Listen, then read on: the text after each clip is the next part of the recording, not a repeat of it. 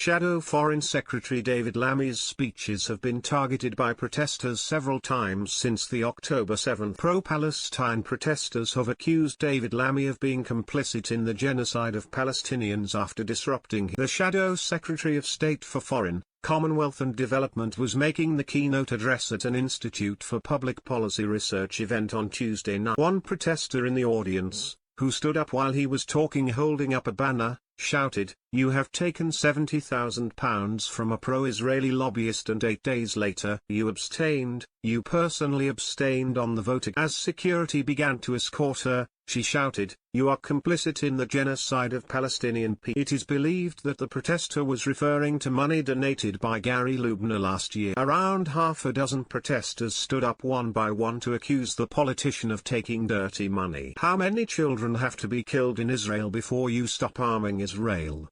one person shouted. Mr. Lammy replied, "I'm not currently in government, I'm not." A second group of demonstrators, identifying themselves as Climate Resistance and Youth Demand, held up Palestinian flags while disrupting the event. One representative shouted, "Stop polluting politics and free Palestine."